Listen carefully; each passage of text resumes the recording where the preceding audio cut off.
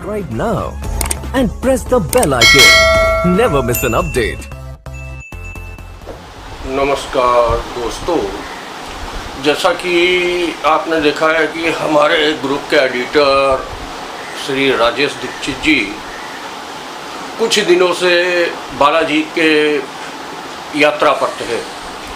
तो मैं आज आप लोगों को बालाजी की जानकारी दे रहा हूँ, क्योंकि अब आप लोग बोलेंगे कि ये बालाजी किधर है, मेहंदीपुर बालाजी।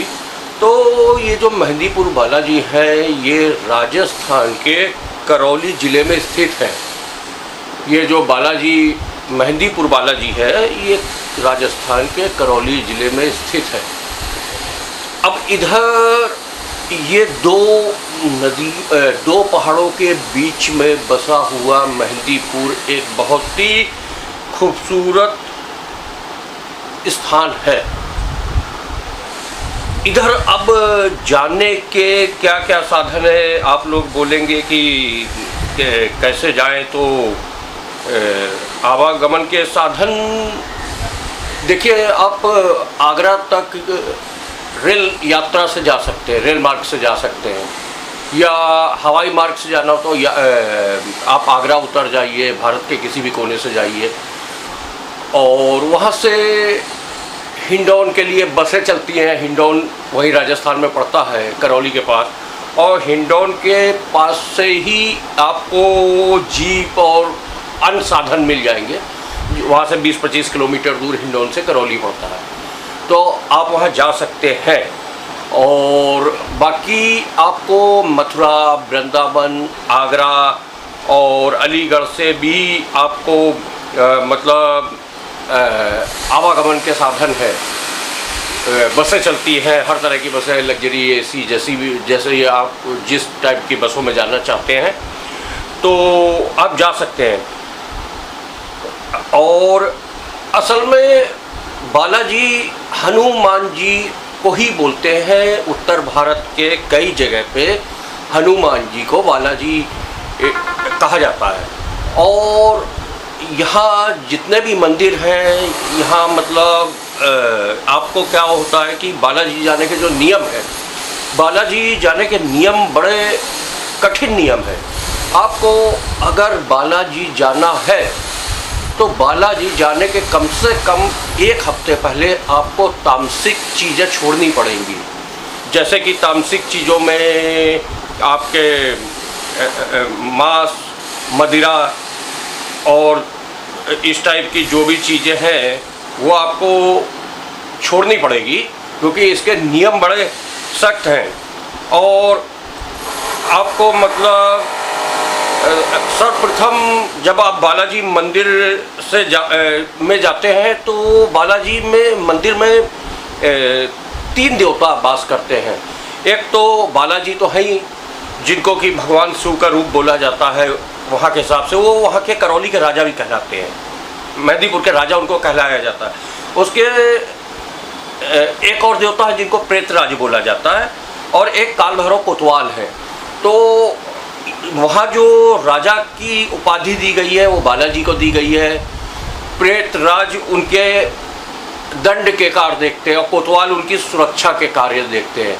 तो आपको जो भी मतलब अगर आप बालाजी दर्शन करने के लिए जाते हैं तो सबसे पहले आपको प्रेतराज के दर्शन करने पड़ते हैं। प्रेतराज के दर्शन के साथ प्रेतराज चालीसा का पाठ आपको करना पड़ता है।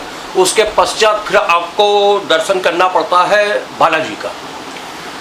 फिर बालाजी का आप दर्शन करिए, आरती करिए, जो भी कुछ करिए, अपना जो भी आप मन में मान के गए, वहाँ हाजिरी लगती है।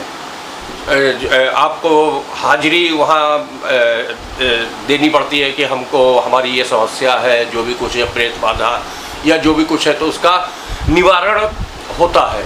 और उसके बाद अंतिम दर्शन है वो आपको भैरव जी के करने पड़ते हैं, जिनको वहाँ का कोतवाल बोला जाता है, मेहंदीपुर बालाजी का।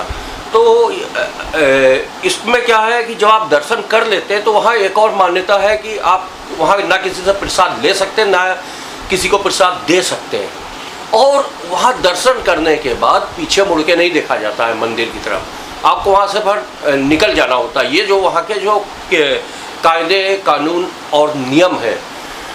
और बालाजी वैसे अभी मतलब जो गर्मी का मई जून का महीना होता है, ये वहाँ रेगिस्तानी एरिया है तो थोड़ा गर्म प्रदेश है, वो गर्मी ज़्यादा है, तो वहाँ जाने का जो सबसे अच्छा समय है वो सितंबर, अक्टूबर, नवंबर, दिसंबर, जनवरी, फरवरी, मार्च तक है। उसके बाद फिर वहाँ गर्मी पड़ जाती है।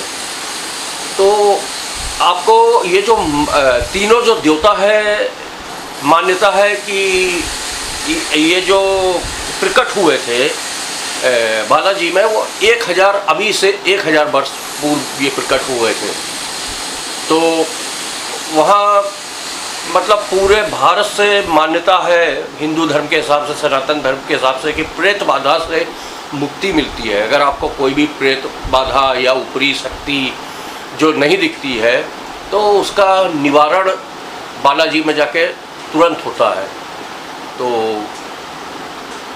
अगर आप लोग जानना चाहते हैं तो मैंने बता दिया आपको कि हर जगह से, भारत के हर कोने से आप आगरा भी जा सकते हैं, जिला भरतपुर में भी उतर सकते हैं, भरतपुर से बगली में है हिंडौन उतर सकते हैं।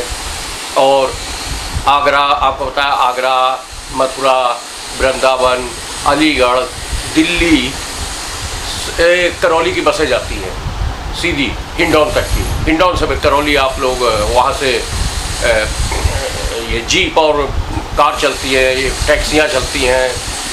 और सड़क मार्ग से आप भारत के किसी भी कोने से आ रहे हैं तो आप सीधे सड़क मार्ग से अपना आगरा होते हुए, भरतपुर होते हुए, हिंडौन, आगरा, भरतपुर, हिंडौन, करौली आप जा सकते हैं। और ट्रेन के लिए भी आपको बताया है कि पूरे भारत से हर जगह आगरा के लिए ट्रेन जाती है। आगरा आप उतर के आगरे से बस पकड़ लीजिए। और हवाई यात्रा का भी आपको बता दिया है। तो यहाँ एक और होता है कि सवा मन जो पूरी बालाजी का जो प्रसाद है वो लड्डू है, बूंदी के लड्डू। तो यहाँ जो मान्यता लोग मानते हैं कि हम सवा मन का प्रसाद चढ़ाएंगे, तो सवा मन में पूड़ी होती है, सब्जी होती है, हलवा होता है और आपके लड्डू होते हैं।